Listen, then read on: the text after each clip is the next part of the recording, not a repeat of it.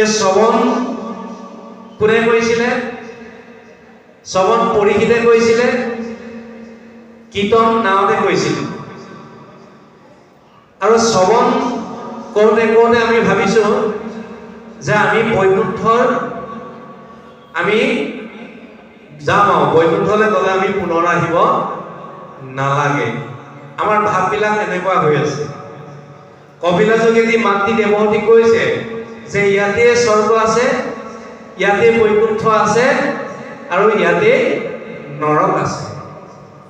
যদি আপুনি সুখ দুখত আছে, এইখন হেনো স্বৰ্গবাসী। যদি আপুনি অকল দুখতে আছে, সেইখন নৰকবাসী। আৰু সৎটো শূন্যভাৱে যদি আছে, তেতিয়া সেইখন হৈছে বৈকুণ্ঠবাসী। এইখন হৈছে দ্বিতীয় বৈকুণ্ঠ। বৈকুণ্ঠৰ য'ৰ কাল মায়া নাই, সেইখন হৈছে বৈকুণ্ঠ। গতিকে এই বৈকুণ্ঠত আমি ভাবিছোঁ যে গ'লে আৰু পুনৰ আহিব নালাগে।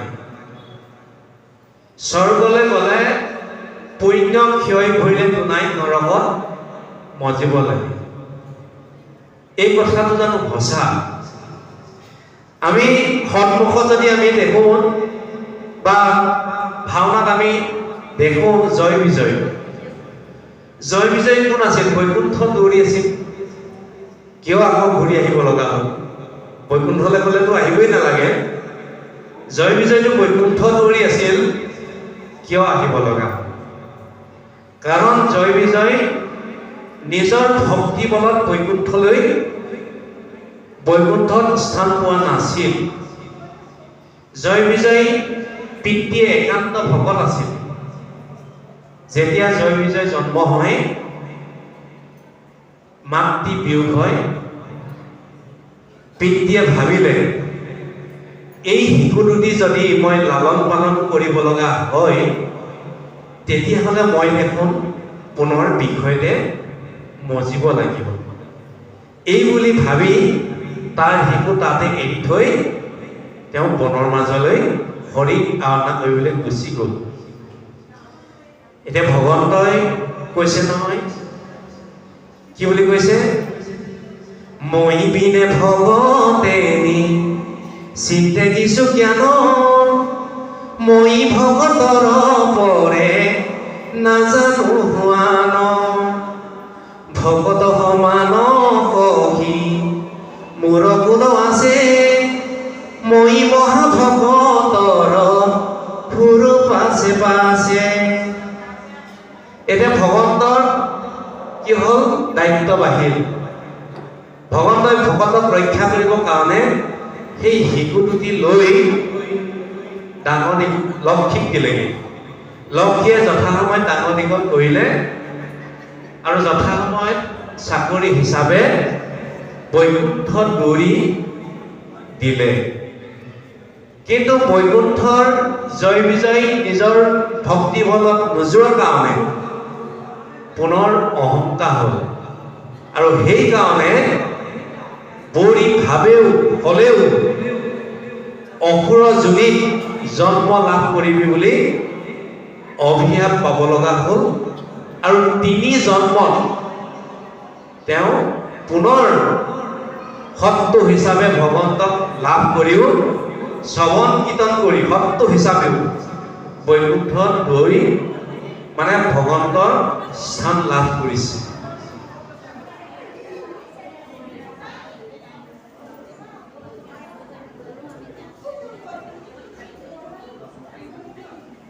গতিকে সেইকাৰণে আমি বৈকুণ্ঠত আমি পোনপটীয়াকৈ ভাবিব নালাগে।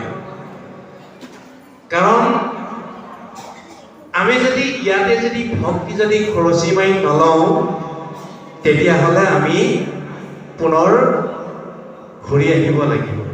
বাৰু কৃষ্ণ পাছলৈ অকণমান আগবঢ়।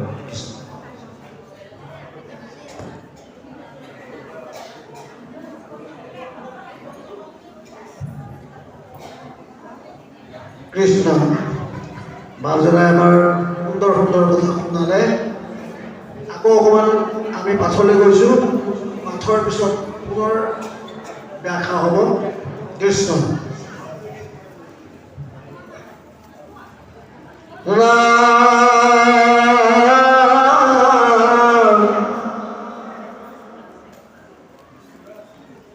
পৰামম কবি পালে দৈত্যপতি দেখিলে জানম আকাশতে দেৱা জয় বাদ্য ভৈল হৰি হৰি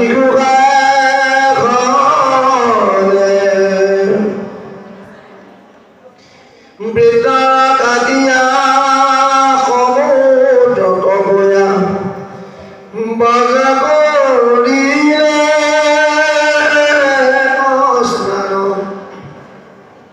পুনৰ বিয়াহি থাকিলা হৰি বাসৱৰ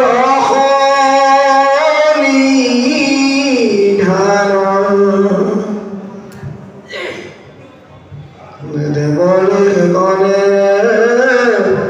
আনন্দ মনে কৰন্দ শোভাত গানে ইন্দ্ৰক অনেক প্ৰশংসা কৰন্দে হৰি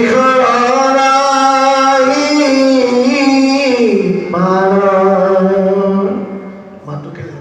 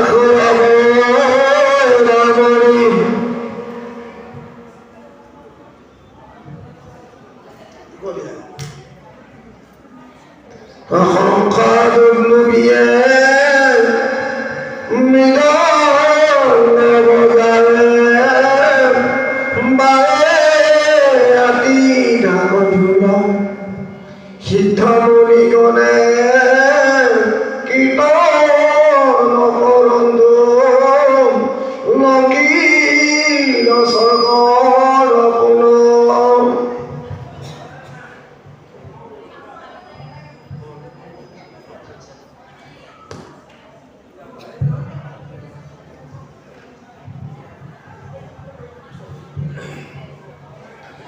কৃষ্ণ কিবা বাল্যভাই মিতি সমস্ত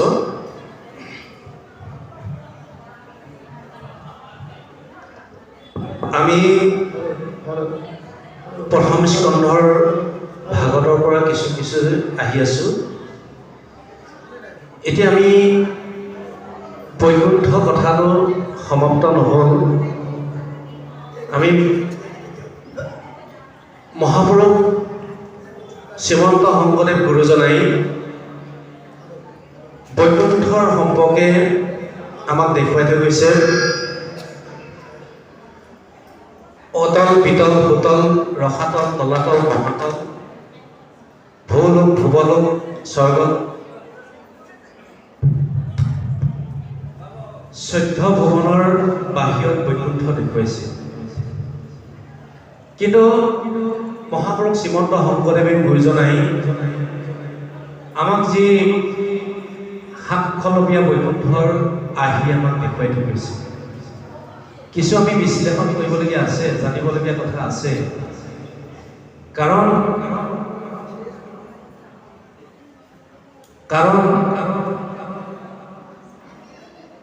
এই 7টা নাম আছে: শংখবিলাস, পদ্মবিলাস, কনকদণ্ড, নিজাদণ্ড, গোলোকধাম। বিলাস মানে শান্তি ঠাই। এতিয়া প্ৰথম দুৱাখন হৈছে শান্ত বিলাস। শান্ত মানে শান্ত এতিয়া শান্তি আৰু শান্তি তাৰমানে শান্তিয়ে শান্তি আমিতো সদায় সুখ বিচাৰি থাকো আমাক জানো সুখে ধৰা দিয়ে দুখ কেতিয়াও নিবিচাৰো কিন্তু দুখ অহনিশে লাগি থাকে ভাগৱতত এগৰাকীয়ে দুখ বিচাৰিছিলে সেইগৰাকী হৈছে কুন্তি প্ৰথম স্কন্ধত ইয়াত দেখুৱাই দিয়া গৈছে যেতিয়া কৃষ্ণই যাব হৈছে তেতিয়া কুন্তিক কৈছে হে পেহী মই ইমান দিনে তোমালোকৰ পুত্ৰসকলক ৰক্ষণাবেক্ষণা দিলো এতিয়া মোৰ বংশটোক কিছুমান চিজিল লগাবলগীয়া আছে গতিকে মই যাবলৈ ওলাইছো এই যোৱা আগমুহূৰ্তত তোমাক এটা মই বৰ দিওঁ গতিকে কি বৰ লাগে তুমি কোৱা তেতিয়া কুন্তিয়ে কৈছে যে তুমি ছয় যেনেকৈ পোৱালি মাহত ৰক্ষণাবেক্ষণা দিয়ে তুমিও মোৰ পুত্ৰসকলক ৰক্ষণাবেক্ষণা দিলা গতিকে এতিয়া তুমি বৰ দিম বুলি ভাবিছা গতিকে মোক এনেকুৱা এটা বৰ দিয়া মোক এনেকুৱা দুখৰ উপৰি দুখ দিয়া যাতে তোমাক মই সদায় মনত পৰে আচলতে আমাৰ দুখ যেতিয়া হ'ব তেতিয়াহে আমাৰ ভগৱানলৈ মনত পৰে সেই ভাগৱতত এগৰাকী দুখ বিচাৰি থাকে কিন্তু আমি সুখকে বিচাৰি থাকো ভগৱন্ত যদি সন্মুখত আমাৰ সন্মুখত যদি ওলায় তেতিয়া আমি কি ক'ম যে মাটি বাৰী অলপ বন্ধে দি দিয়া ঘৰবিলাক বনাই দিয়া ল'ৰা ছোৱালীকেইটাক চাকৰি দি দিয়া গতিকে ইত্যাদি ইত্যাদি আমি সমস্ত বস্তু লৈ ল'বলৈ বিচাৰো কিন্তু কুন্তিয়ে সেইটো বিচৰা নাছিলে গতিকে আমি যদি শান্তি লাভ কৰিবলৈ বিচাৰো ভাগৱতত এটা সিদ্ধান্ত দিছে যে ঈশ্বৰৰ চৰণত আশ্ৰয় ল'ব লাগিব মানে শৰণ ল'ব লাগিব সেইকাৰণে শৰণৰ বিষয়টো অলপ পিছতে আগবঢ়াম আমি এই বৈকুণ্ঠ কথাটো অকণমান আগবঢ়াই লওঁ যদি আমি ঈশ্বৰৰ চৰণত আশ্ৰয় ল'ম তেতিয়া গুৰুৱে যেতিয়া আমাক শৰণৰ ভগৱন্তৰ যিখিনি পৰিচয় আমাক দাঙি ধৰিব এইখিনি আমি পুৱা গধূলি শ্ৰৱণ কৰোঁতে তেতিয়া আমাৰ আনন্দ আহিব তেতিয়া আমি শান্তি লাভ কৰিব পাৰিম তাৰমানে প্ৰথম দুৱাখন আমি লাভ কৰিব পাৰিম দ্বিতীয় দুৱাখন হৈছে শংখবিলাস শংখ মানে ৰাজশংখ বিশেষ গুণটো হৈছে সি গাখীৰ আৰু পানীৰ মাজত থাকিলেও গাখীৰ নিৰ্বাচন কৰিব পাৰে ঠিক আমাক দেখুৱাইছে ভাল কি বেয়া কি সঁচা কি মিছা কি দোষী সুখী এইবিলাক নিৰ্বাচন কৰি বিশ্লেষণ কৰি ভালবোৰ লৈ বেয়াবোৰ পৰিহাস কৰি অৰ্থাৎ আমি ভালটো ল'ব লাগিব তেতিয়া আমি দ্বিতীয় দুৱাৰখন অতিক্ৰম কৰিব পাৰিম তৃতীয় হৈছে শ্বেতবিলাস শ্বেত মানে বগা হৈছে সত্যপতি শুদ্ধপতি আমি আমাৰ ভাৱনাবিলাক শুদ্ধ হ'ব লাগে যেনেকৈ এখন যদি ৰঙা চশমা পিন্ধো বা এখন ক'লা চশমা যদি আমি পিন্ধো তেতিয়া আমি আনক ওলাই দেখিম বগা পিন্ধিলে আমি বগাই দেখিম আমাৰ ভাৱনাবিলাক যদি অশুদ্ধ হয় আমি বেলেগকো অশুদ্ধই দেখিম যদি শুদ্ধ ভাৱনা হয় তেতিয়া আমি শুদ্ধ দেখিম এদিন ভাগত ব্যাখ্যা কৰি আছে এজনে শুনি আছে তাতে চক্ৰবেগ ধাৰণ কৰি হনুমানো তাত ভাও কৰি বহি আছে। তেতিয়া ব্যাখ্যাকাৰজনে কৈছে যে অশোক বনত যিবিলাক ফুল আছিলে সেই ফুলবিলাক প্ৰকৃতাৰ্থত বগা। তেতিয়া হনুমানে ৰ'ব নোৱাৰি তেওঁ চক্ৰবেগ অঁতৰাই আচল ৰূপ ধাৰণ কৰি ক'লে যে অশোক বনৰ ফুলবিলাক ৰঙা। তেতিয়া ব্যাখ্যাকাৰজনে ক'লে যে হে হনুমান, যেতিয়া ৰাৱণে সীতাক হৰণ কৰিছিলে তেতিয়া তুমি তাত আছিলা সঁচা। ৰাৱণে সীতাক যেতিয়া হৰণ কৰি থাকোঁতে তুমি সেই দৃশ্য দেখি তুমি খঙত তোমাৰ কোনখন তোমাৰ চকু ৰঙা হৈ গৈছিল আৰু তুমি গোটেই ফুলবিলাক ৰঙা দেখিছিলা, প্ৰকৃতাৰ্থত ফুলবিলাক বগা। সেইকাৰণে আমাৰ ভাৱনাবিলাক শুদ্ধ যদি হয় আমি সকলোকে শুদ্ধ দেখিম, যদি অশুদ্ধ হয় তেতিয়া আমি